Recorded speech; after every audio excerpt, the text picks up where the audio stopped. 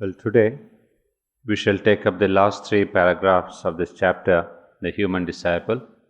We have by now seen majorly the revolt that is brought out in Arjuna consciously by Sri Krishna. In the beginning, we thought it is Arjuna who revolted. In the beginning, we are given to understand it is Arjuna who goes into a kind of a bankruptcy, the inner bankruptcy.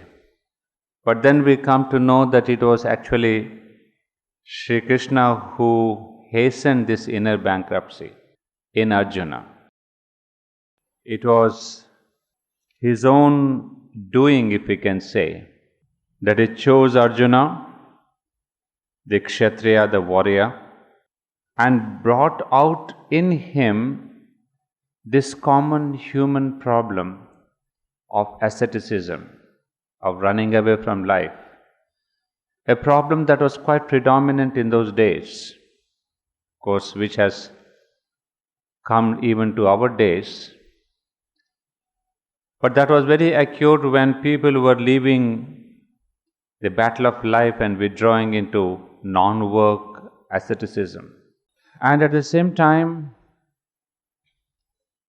it was the way that Sri Krishna chose to demolish at one go the different levels of ego in Arjuna.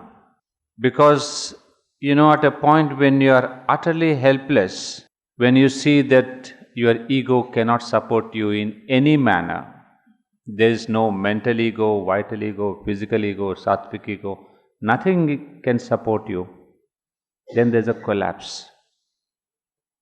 And it is at that time of collapse that you are most prepared to receive the higher.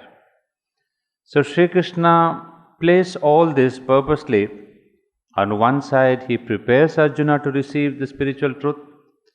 On the other side, through Arjuna's collapse of ego, he gives a new message to mankind that how to face this problem of life, how to synthesize the non-action and action. And then ultimately, we have seen that there cannot be any single law or rule for any particular act.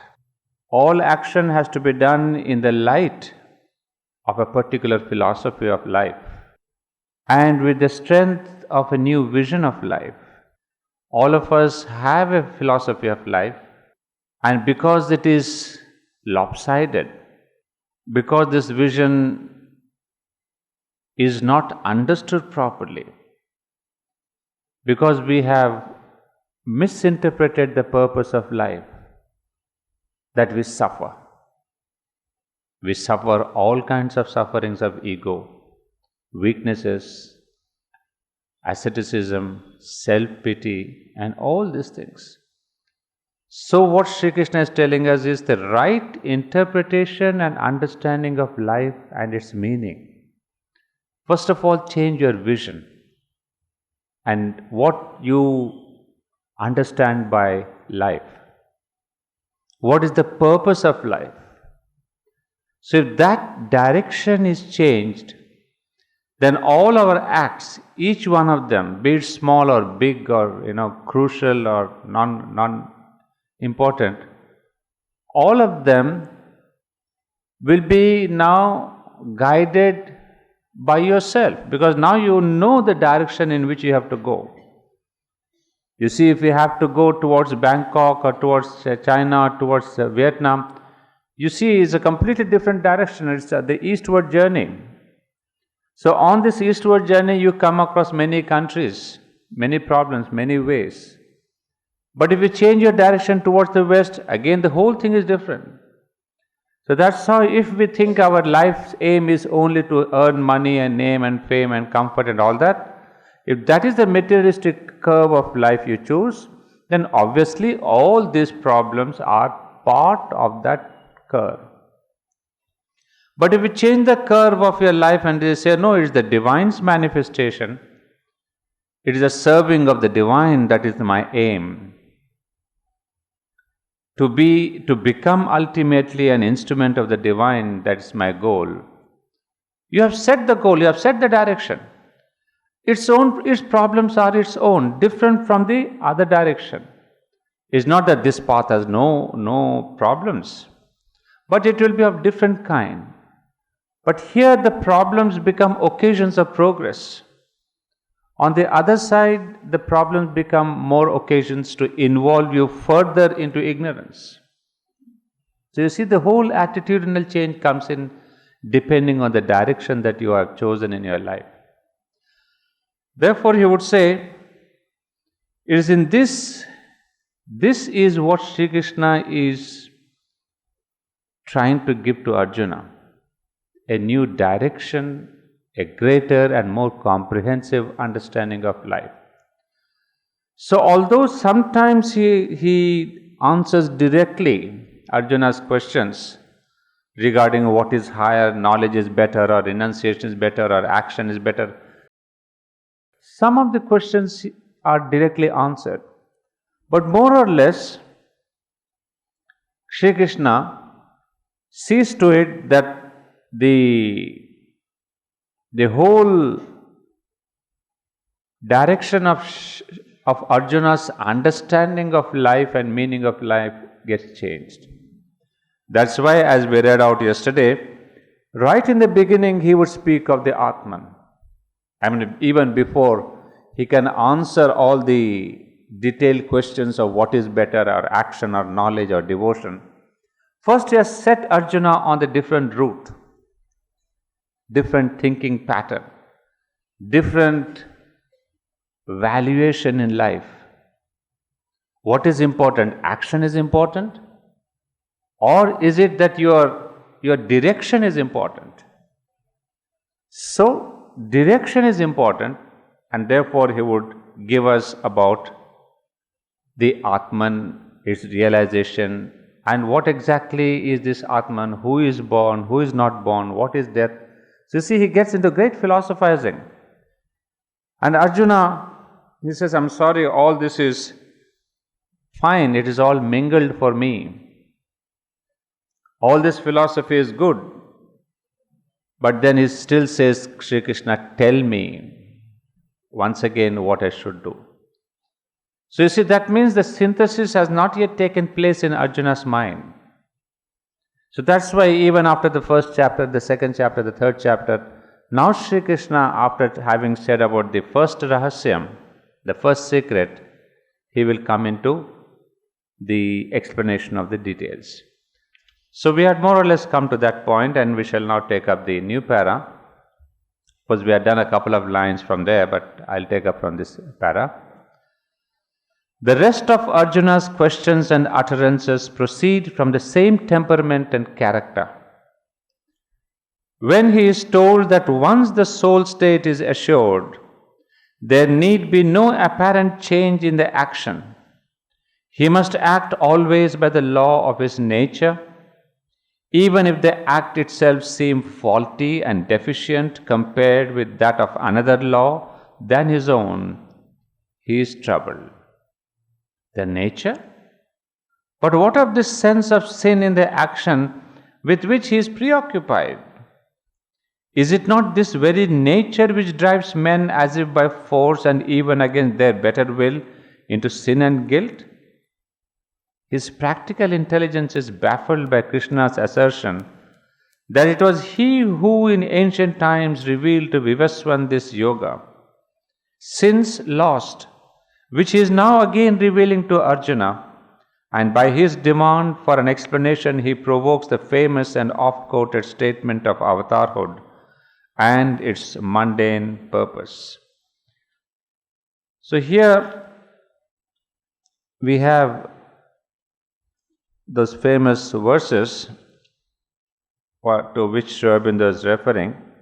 The context, I suppose you understand, Sri Krishna, as we said, is trying to give a soul state. A soul state means a higher consciousness from where to act.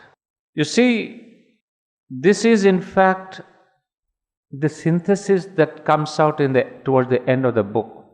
The synthesis is like the divine, who is detached and yet works incessantly in the world and for the sake of the world. So he would say man also must be detached within, but fully involved in the outer work.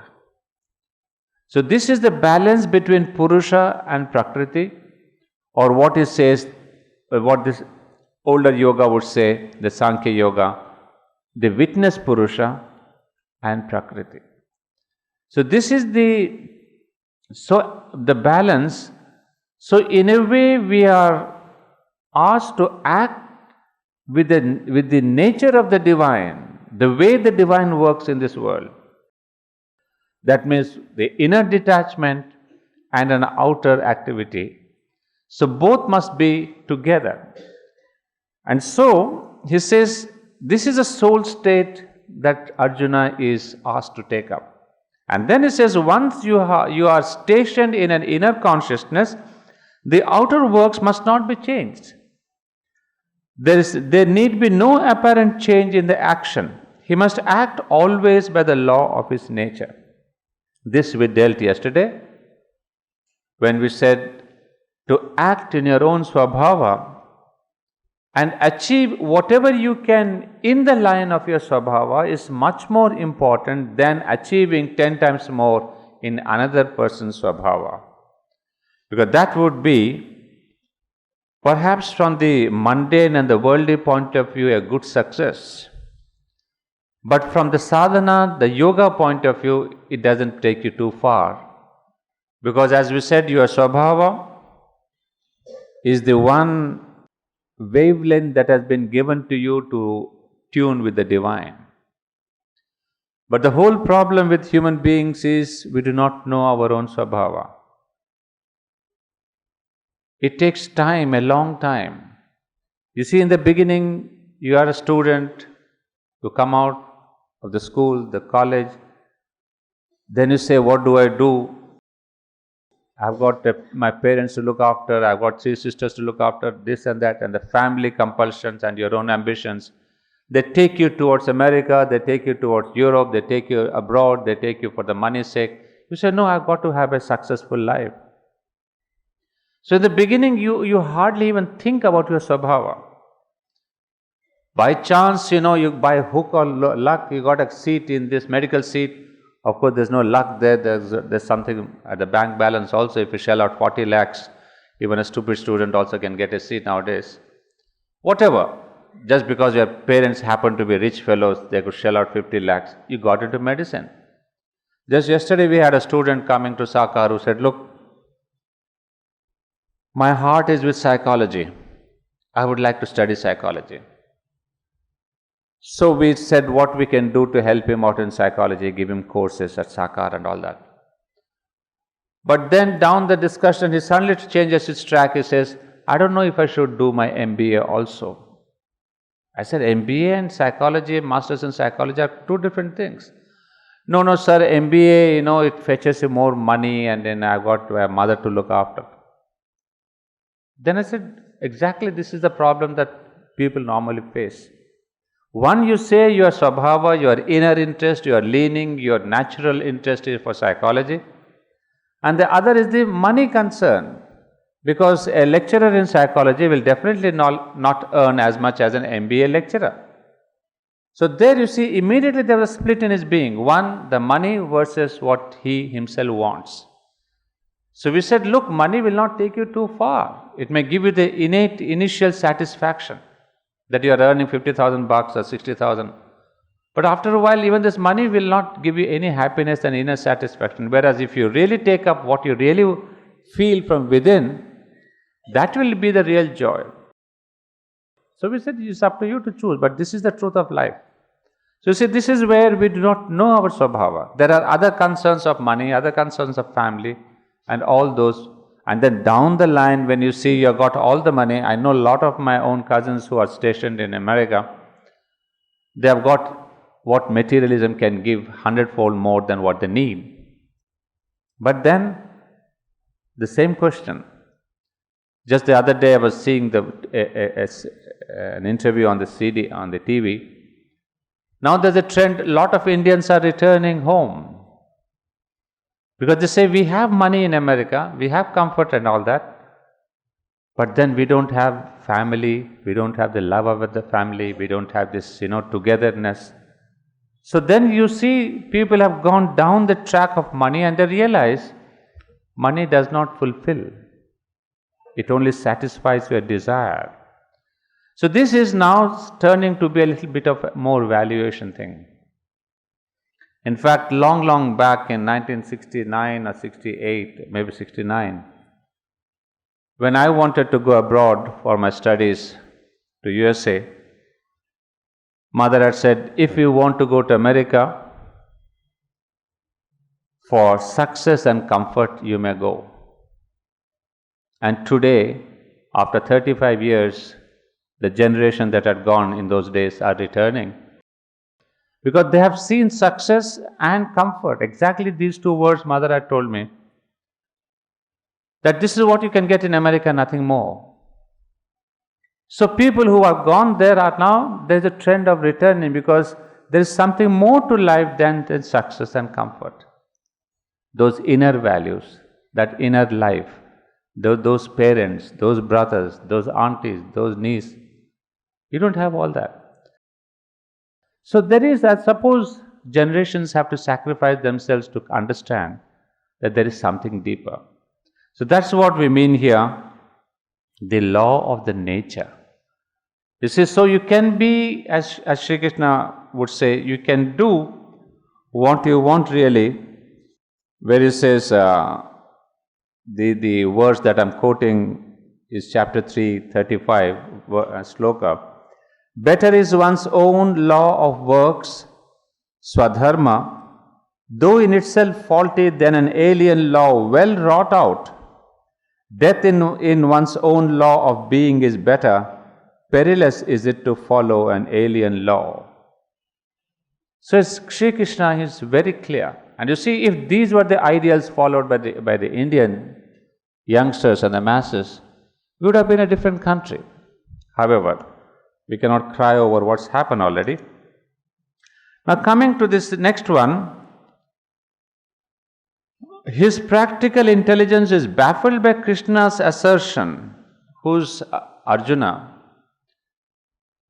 Arjuna's sense is baffled because Sri Krishna says that it was he who in ancient times revealed to Vivaswan this yoga. So then he asks Sri Krishna, he said, the blessed Lord said, this imperishable yoga I gave to Vivaswan, the sun god. Vivaswan gave it to Manu, the father of men. That's chapter 4, those of you who have this. The father of men. Manu gave it to Ikshvaku, head of the solar line.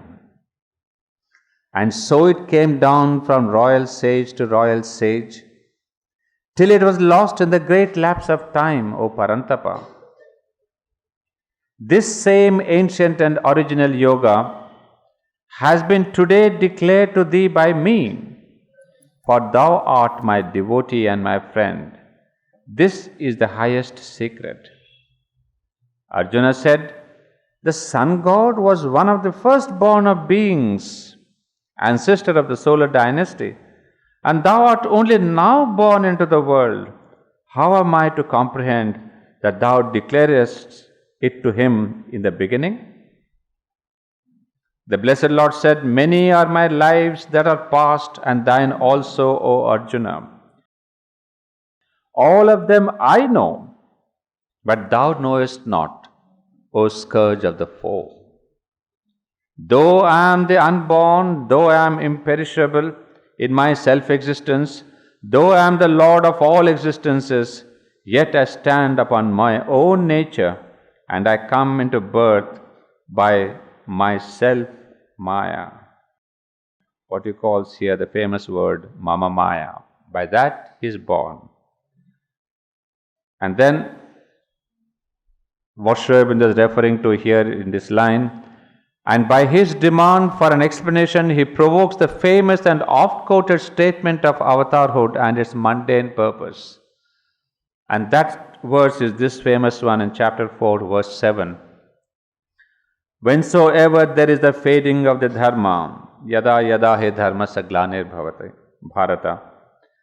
Whensoever there is the fading of the dharma and the uprising of unrighteousness, then I lose myself forth into birth. So these are the references that I'm reading out from Sri Aurobindo's own lines. So you see, in this context now, he says, whenever there is the fading of dharma and uprising of unrighteousness, I am born. And it's very interesting to see Sri Aurobindo and the mother also telling us about their innumerable lives in the past. As the mother would say, wherever there was the possibility of manifesting a divine ray of consciousness, I was there. And then once when Sri Aurobindo was asked, what were you doing in your past births? He said, helping human evolution. So wherever there is the next possibility of, or adding the possibility of the next step in human evolution, not necessarily the overmental and the supramental, but even pushing this evolution forward, Sri Aurobindo was there and the mother was there. So similarly, Lord Krishna says, whenever there is the uprising of unrighteousness, I am born. So these avatars, call it Sri Krishna or Sri Aurobindo or the mother, they come as non-avatars, but they do take births in human form in order to help this humanity to move forward. And many were their births, and most of you know that, I don't have to repeat. But the last birth of the mother seems to have been the famous Russian Empress Catherine. And that's exactly which is very interesting. Even those incidents you have all read, how mother has been more or less an empress. I'm not in all her births, in many a birth, right from the Egyptian queen to the Empress Catherine. So, whereas here, I think being an Empress Catherine, she got bored of being an empress anymore, I think. And one thing I can assure you, I went and saw those palaces. I mean, huge acres of palaces. To walk in them will take you 3 days, I think. It's so big a palace. And they have summer houses and winter houses. But of course, Empress Catherine is known to have brought a tremendous change in the whole culture and evolution of Russia. What she has contributed is only next to Peter the Great. So, mother in her, whenever she took birth, she brought in a new cultural, spiritual revolution. And it seems it is in the last birth when she said, I will no more take the birth of an empress. I will be born in a common family. Because, we from this end we think, oh, how wonderful it would be to be a king or a queen, But the king and the queen, they suffer because they have no freedom to act like you and me. I can take up jeans and walk on the road, but they can't. You see, when there's lovely rains going, as young children, we used to immediately bunk our classes and go to the seashore. And along with the teacher saying, Didi, come, there's a lovely rain going on, and we could walk on the seashore. But no empress and no king can really walk on the seashore. So this was the kind of the suffocation that the mother felt. That you do not have the freedom to act and be as you want to be. So she said, no more this emperors and empresses births. So she was born in this life in a very middle class family, an unknown family whom hardly anyone ever knew. Although her descendants from the mother's side were again the Egyptian pharaoh's descendants, but by the time her mother was there, nobody knew her antecedents.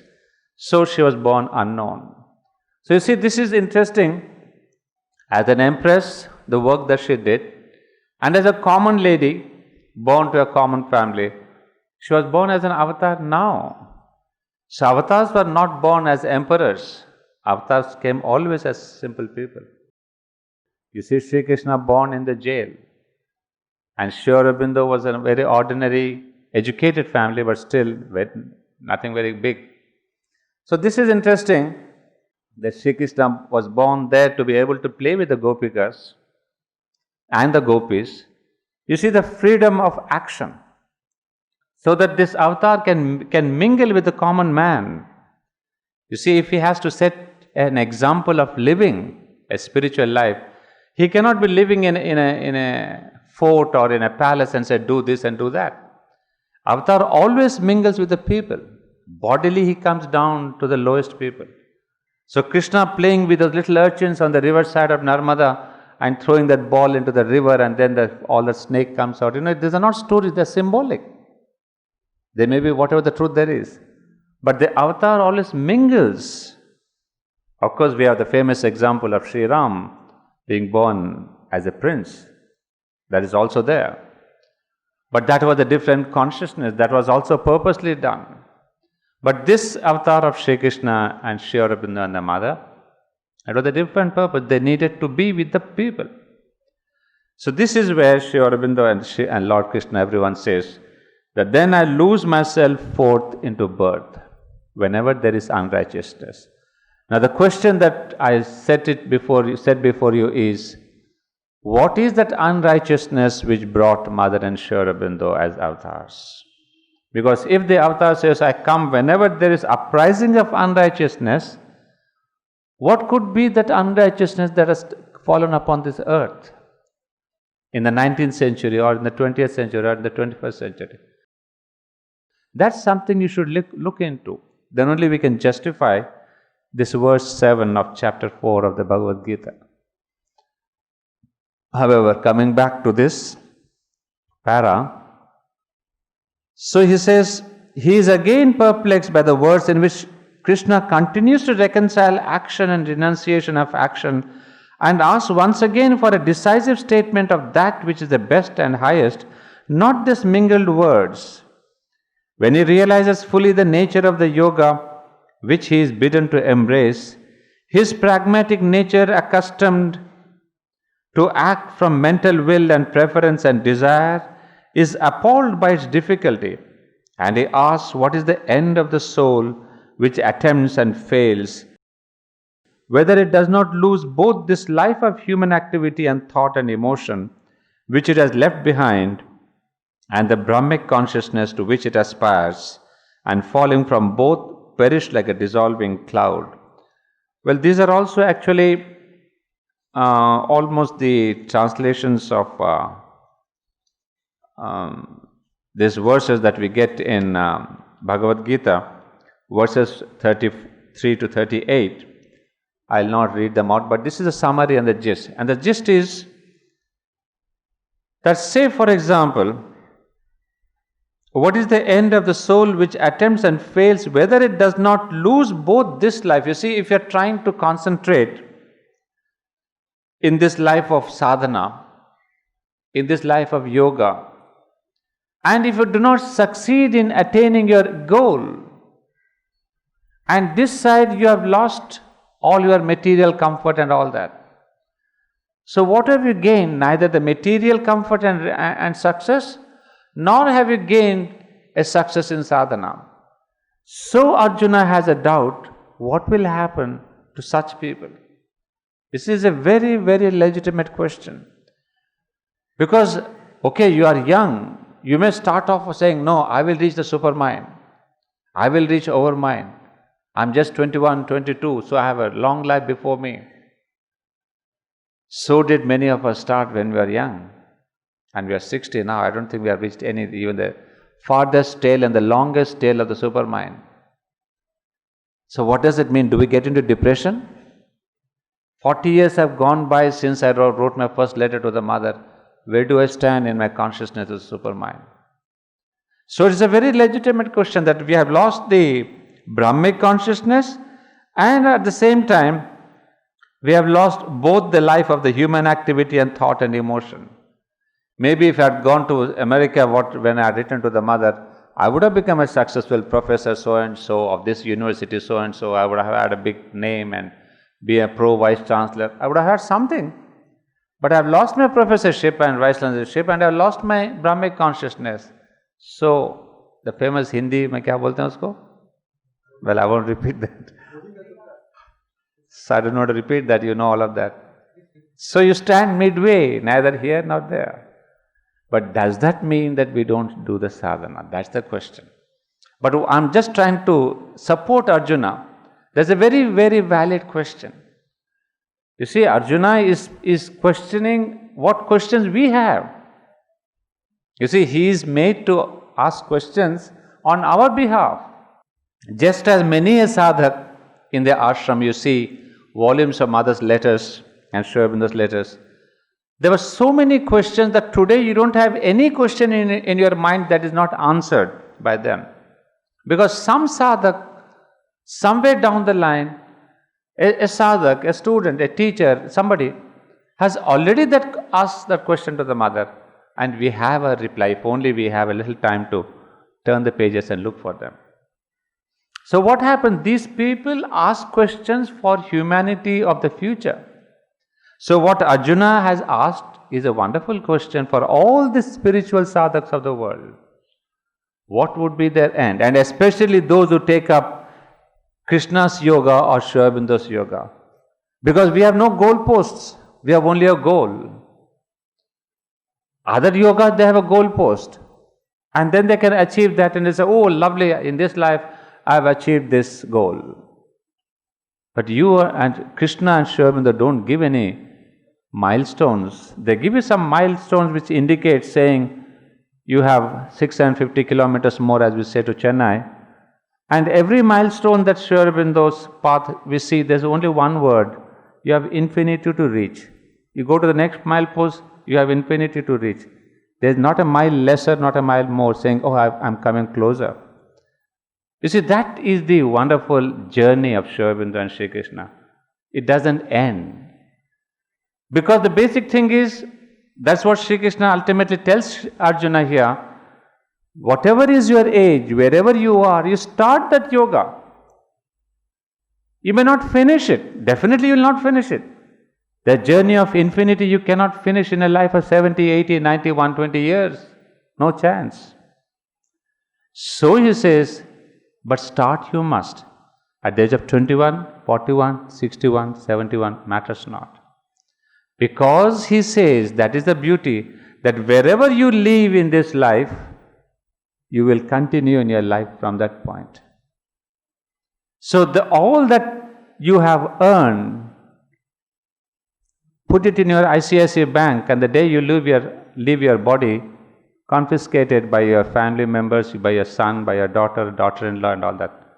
But this wealth that you gain through yoga, it can never be confiscated by anyone. It is there in your credit balance in the book of the gods. So the moment you come back, the credit balance you can continue. So that is the beauty of spirituality, that this is the only riches that you can gain and carry it on and on and on in all your lives to come. Rest of the wealth, you know where it goes. So that's exactly what Sri Krishna would tell us. I keep saying I have no time. Indeed, I have no time because once we enter the Gita, you can keep on. Maybe we should have these sessions for a whole month, nicely relaxed, chit-chat. Asli baat hai ki nahi? Come in December when it's a bit cooler and, have a lovely sessions of the Gita. And that would be the most wonderful thing, However, even this 10 days, I'm cutting it short. So I can't blame you. But sometime we will do. We'll all go to Nainital, spend 15 days. Thandi mein aaram se karenge kuch. Aap to aa rahe ho Nainital. Next time we should take a session on Gita there. Yeah, so that is the nature. So Sri Krishna is giving the guidance to Arjuna that do not bother about this question of I would lose both the world and the heavens, both the earth and heaven. This yoga is such that you will be reborn into a family where you can continue with this yogic performance. That is a very great solace coming from Sri Krishna. That means, if we are working for the mother in this life,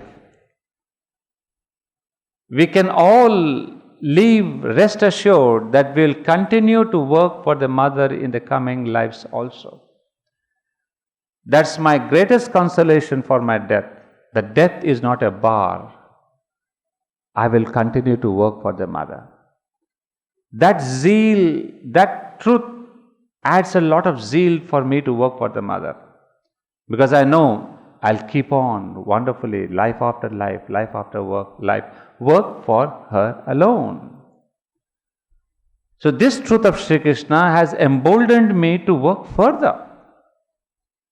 Because I can never go off the track. If I've come on the track this life, then I know for the rest of my future lives, for all lives to come, I will be on this track. So when I read Sri Krishna's answer given to Arjuna, it has given me a personal impetus that work harder. Because now, out of a tremendous divine grace, you have been put on this track to work for the Divine Mother and Sri Aurobindo. So after that, I'll take up the next para. Well, we have here a line which I wanted to tell you regarding this eternal question, what we get here. He is again perplexed by the words in which Krishna continues to reconcile action and renunciation of action. In one place, Sri Aurobindo explains this in the same Bengali writings. It's a long passage, but I'll just read out some important lines. He says on page 83, in answer, Sri Krishna has explained that renunciation is greater than asceticism. To remember God and do one's appointed work without desire is far greater than freedom to do as one likes. Renunciation means renunciation of desire, renunciation of selfishness. As we said in our class on synthesis of yoga, renunciation is not the renunciation of object, but the renunciation of desire and selfishness. To live for oneself, to gratify one's own desires, to satisfy one's own needs. So that is the selfish life. So that thou renouncest, not the question of really renouncing not the question of renouncing the outer, but the inner renunciation. Then he would say, many are the ways fixed by him, which if followed would take one out of the darkness, bring him into God's company. If anyone is not interested in the play and desires rest, God will fulfill his desire. But if one follows his way for his sake, then God chooses him in this world or elsewhere as his fit playmate. Arjuna was Krishna's dearest comrade and playmate. Therefore, he received the teaching of the Gita's supreme secret. What that supreme secret is, I tried to explain in a previous context. The divine said to Arjuna, it is harmful to the world to give up work. To give up work is the spirit of asceticism. And an asceticism without renunciation is meaningless. What one gains by asceticism, one gains also by renunciation. That is to say, the freedom from ignorance, equanimity, power, delight, union with Sri Krishna. Well, he goes on for further explanation, which I will skip for you to continue further. Now take the last but one para. When his doubts and perplexities are resolved, and he knows that it is the divine which must be his law, he aims again and always at such clear and decisive knowledge as will guide him practically to this source and this rule of his future action. How is the divine to be distinguished among the various states of being which constitute our ordinary experience?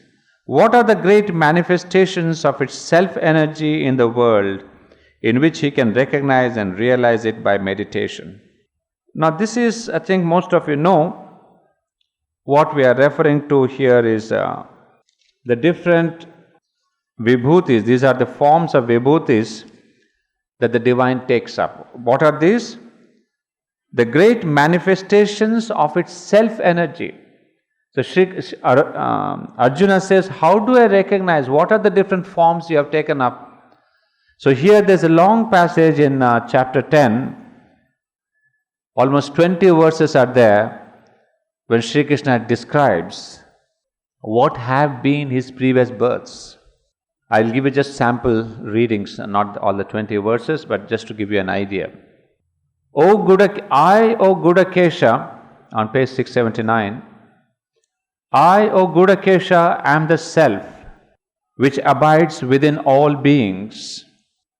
I am the beginning and middle and end of all beings. Among the Adityas, I am Vishnu. Among lights and splendors, I am the radiant sun. I am Marichi among the Maruts. Among the stars, the moon am I. Among the Vedas, I am the Samaveda. Among the gods, I am Vasava. I am mind among the senses. In living beings, I am consciousness. I am Shiva among the Rudras, the Lord of wealth among the Yakshas and Rakshasas, Agni among the Vasus, Meru among the peaks of the world am I. And know me, O Partha, of the high priests of the world, the chief Brihaspati. I am Skanda, the war god, leader of the leaders of battle. Among the flowing waters, I am the ocean. I am Bhrigu among the great rishis. I am the sacred syllable Om among words. Among acts of worship, I am the worship called Japa, silent repetitions of sacred names. Among the mountain ranges, I am Himalayas.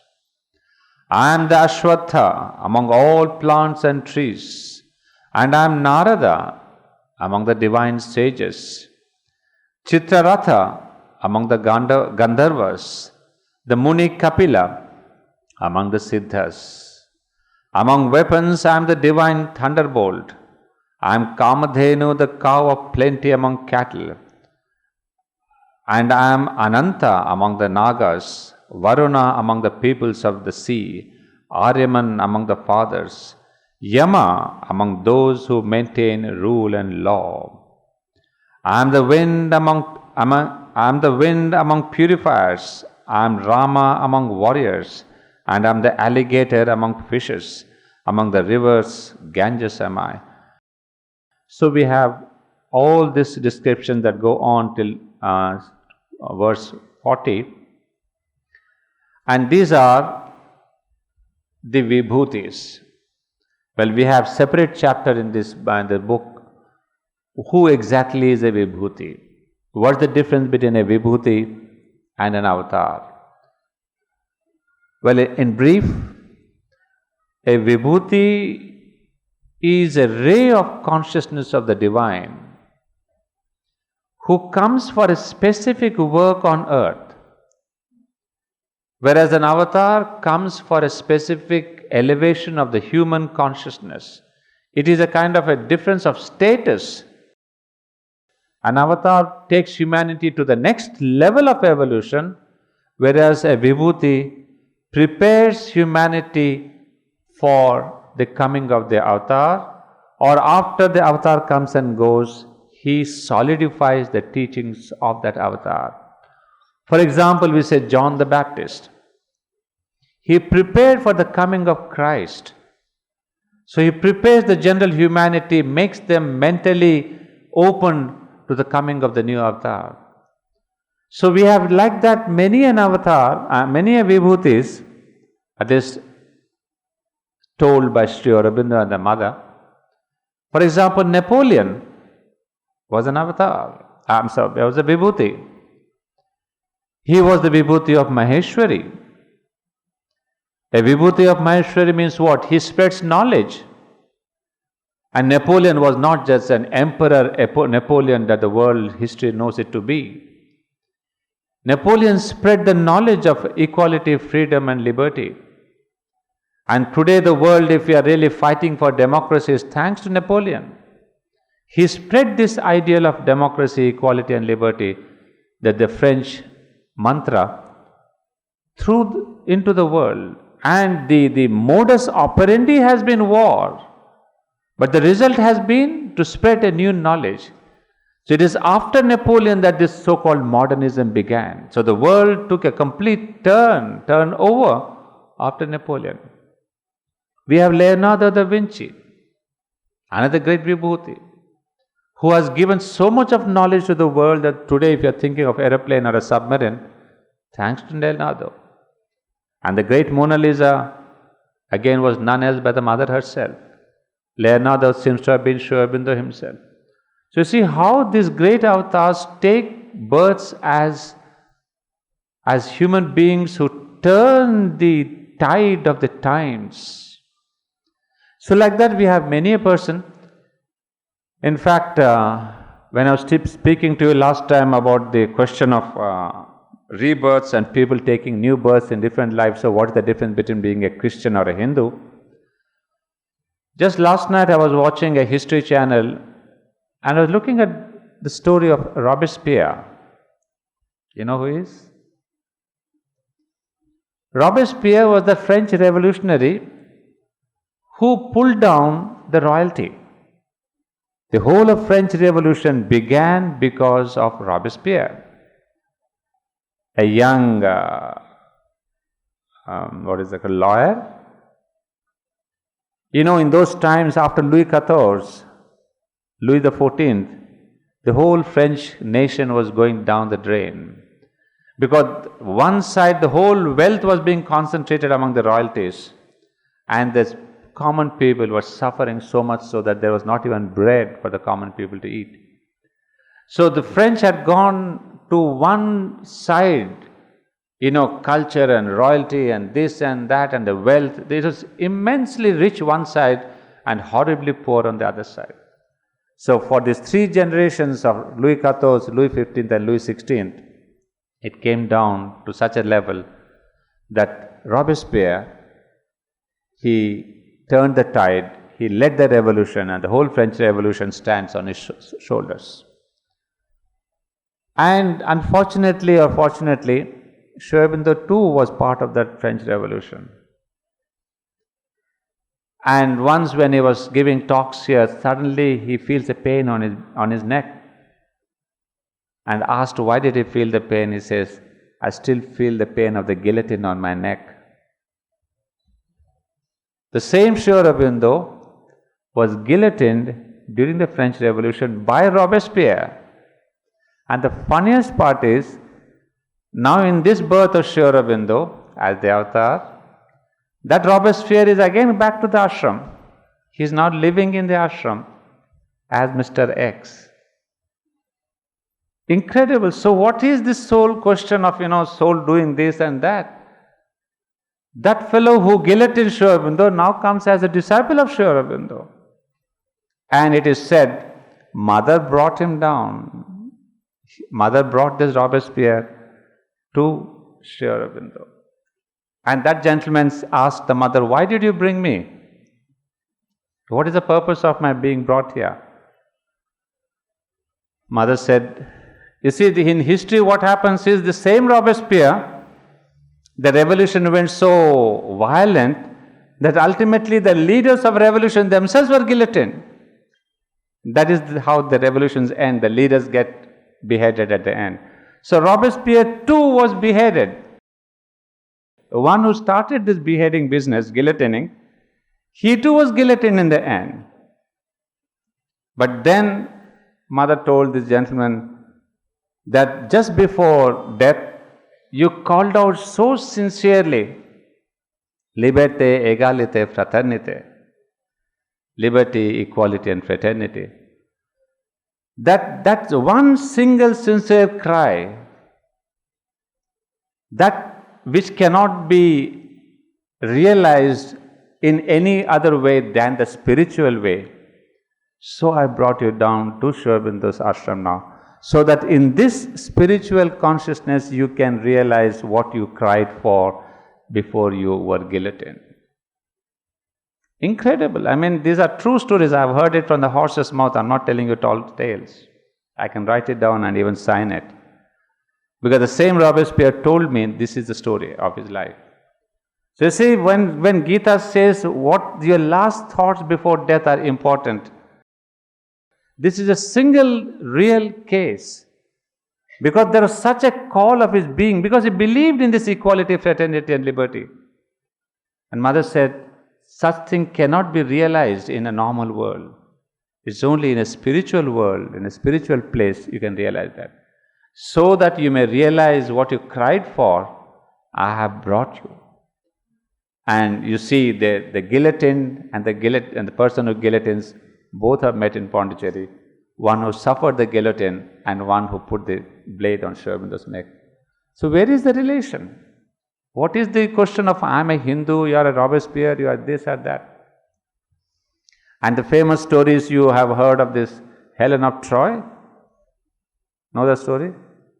Again, these people had some role in that, Sri Aurobindo and the mother. Who was Helen? Who was Helen? Somebody was Paris, somebody was Helen. And well, the rest of the story I will not tell you. You please look it up. Paris, who loved Helen, he eloped with Helen. He brought her to his kingdom. And because he brought Helen, who belonged to another king, not exactly as a wife, but but so that person who was unofficially or officially the husband of Helen, he is here, Helen is here, Paris is here. And they were who? Those Helen and Paris and Menelaus, I think, no? Menelaus, yeah. The husband of Paris, Helen was Menelaus. He is here, and Paris is here, and Helen is here in the form of what you see there. So you see extraordinarily interesting lives. And in the books of history, this Helen of Troy is that story, is that incident which has changed the entire culture of the West. It has reinterpreted, given it a new life and a new turn. So these are only examples to tell you factually that how these vibhutis come to change human history. And we as historians do not know, and we just have the external thing, we have the romance and all that, but the spiritual truth is something else. So we see here, I'm just telling you all this because of the single word, that great manifestations of its self-energy in the world in which he can recognize and realize it by meditation. Perhaps we can know all these people by meditation. So this is the story of the different births of Sri Krishna. And of course we have, I'll just complete the line and then I'll come back to that. May he not see even now the divine cosmic form of that which is actually speaking to him through the veil of the human mind and body? So now Arjuna is getting more and more curious. If these were you, all these shastras and scriptures and Agni and all that, then Arjuna says, may I see you, the real form that is speaking to me? May he not see even now the divine cosmic form of that which is actually speaking to him through the veil of the human mind and body? And his last questions demand a clear distinction between renunciation of works and the subtler renunciation he is asked to prefer. The actual difference between Purusha and Prakriti, the field and the knower of the field, so important for the practice of desireless action under the drive of the divine will. And finally, a clear statement of the practical operations and results of the three modes of Prakriti which he is bidden to surmount. Well, the last portion is actually what Sri Aurobindo would take up in the next next chapter, fourth chapter. That is exactly the difference between renunciation of works, etc., distinction between Purusha and Prakriti. We have wonderful chapters on the three states of Purushottama, and then the two Purushas and all that. Sri Aurobindo has got exclusive chapters. So we will not enter into those details now. Just to say that these are now, you see, the most important is the sentence before. First, he wants to see, have the vision, the darshan of that Supreme who is now in front of Arjuna in this body. So similarly, somebody asked the mother, Mother, Sri Aurobindo writes here all these things, Maheshwari, Mahakali, how do I know? Can I see them? I mean, why Gita I love is there's so much of the superimposition of Sri Aurobindo and the mother and the Gita. I mean, it's only kind of, after 2000 years, the same story repeats for me. So when somebody said, can I see all those forms? Mother said, yes, I can show you. And then the graced modern Arjuna, he saw the shape of Maheshwari, he saw Mahakali, he saw Mahalakshmi, he saw Mahasaraswati. So you see, she could, in fact, in one of the places, Sri Krishna says, you cannot see me like that, I'll have to open your third eye. So he says, I will open the third eye, O Arjuna, and only then will you be able to see me. And same thing happened to this sadhak. The mother showed all her four forms. What a grace what it was. So what Arjuna is telling Sri Krishna is not a myth. Please don't think it to be a myth. It is a reality of the life of Mother and Sri Aurobindo and the sadhaks here. In fact, some people used to see on the Durga Puja day, we have this darshan of the Durga Puja day. You have seen the mother's chair where it is on the Puja day. You have all seen that. And some people really saw Durga in the mother when they went for the puja. In fact, somebody went to the mother's room for darshan and he didn't see the mother on that day. He saw Durga with her multiple arms, 10 arms, the whole form of Durga, and he bowed down and came down and he wrote to the mother, I came for darshan yesterday but I didn't see you, mother, I saw Durga. Was it an imagination or was it really real? Mother wrote to him in French, Sans doute as-tu vu Durga. Doubtless you have seen Durga. So these are not stories, these are actual facts. And these are the facts that that can be verified. Those people are still living. So this question of the Supreme being in this form, maybe intellectually we may say, how can it be that Supreme Creator is there in this little form? But this little form is the telescopic form. In this little body there is that infinity. I mean, that is the grandiose thing. That what all infinity we speak of, eternity we speak of, is all compacted into this little being. That exactly as in a little cell, a little atom, you see there's an infinite energy. And your Big Bang theory, what does it tell you?